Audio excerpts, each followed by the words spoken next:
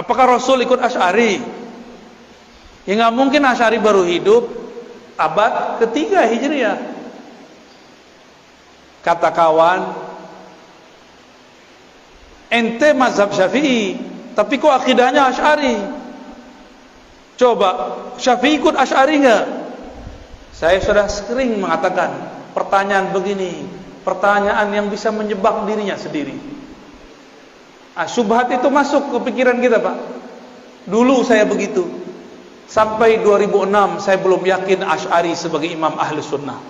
Bayangkan, sampai tahun 2006. Jangan sampai Bapak tahun sekarang masih belum yakin juga Asy'ari sebagai imam ahlus sunnah. Cukup saya yang terakhir begitu, Pak. Imam Asy'ari itu menulis dalam muqaddimah kitab Al-Ibanah, akidahku ini adalah akidah yang aku riwayatkan dari murid-murid Imam Ahmad. Akidah ini akidah Imam Ahmad bin Hanbal. Ahmad bin Hanbal mengambil akidahnya dari Syafi'i, Imam Syafi'i dari Malik, Malik dari Nafi', Nafi' dari Ibnu Umar, Ibnu Umar dari Rasulullah sallallahu alaihi wasallam. Sebelum Imam Bukhari, orang pakai hadis apa? Imam Bukhari, tahu Imam Bukhari? Lahir akhir abad kedua, wafat pertengahan abad ketiga. Sebelum Imam Bukhari, ikut sunnah lewat siapa? Lewat Imam Syafi'i. Imam sunnahnya Imam Syafi'i. Coba lihat gelarnya Imam Syafi'i, Imamus Sunnah. Keberhasilan seorang guru jika muridnya lebih populer darinya, lebih terkenal dalam hadis darinya. Imam Syafi'i punya murid Ahmad bin Hanbal, Imam Syafi'i punya murid Al-Qarabisi, punya murid Al-Humaidi, mereka punya murid namanya Al-Bukhari. Al-Bukhari lebih terkenal dalam hadis daripada kakek gurunya Al-Imam Syafi'i. Walaupun Bukhari punya kitab Tauhid di Sahih Bukhari, tapi yang lebih terkenal sebagai Imam Tauhid adalah murid dari muridnya, yaitu Imam Asy'ari. Imam Asy'ari itu berguru ke murid-muridnya Imam Bukhari, maka akidahnya sama. Saya pastikan dan saya jamin akidah Asy'ari itulah akidahnya Bukhari. Saya tanya lagi, sebelum Bukhari kalau ikut sunnah lewat siapa?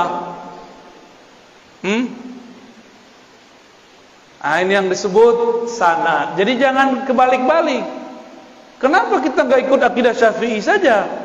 Ya, Imam Syafi'i tidak menulis risalah dalam akidah, tapi pernah mengkalamkan tentang akidah.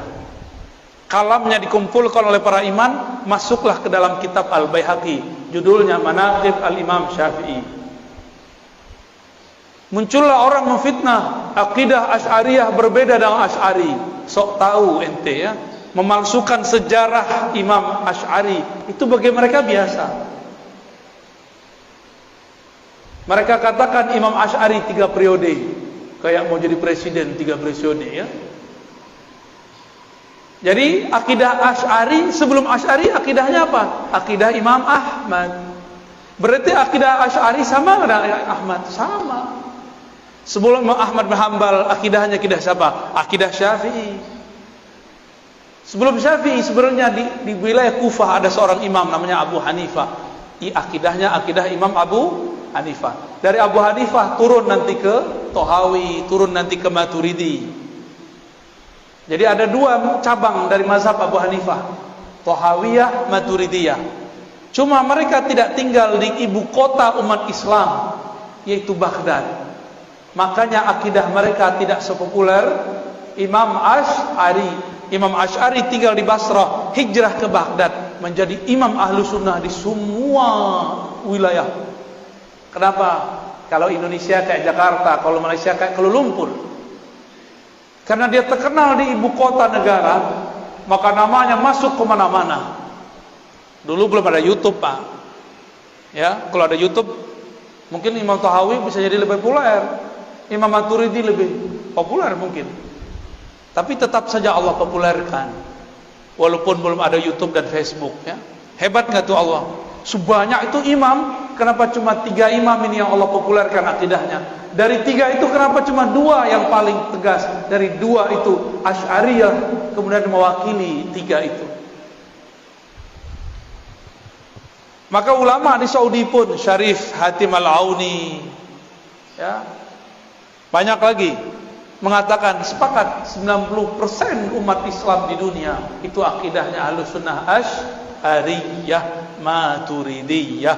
Kalau ada kelompok yang mengatakan Asy'ariyah sesat, sama saja dia mengatakan sesat 90% umat Islam.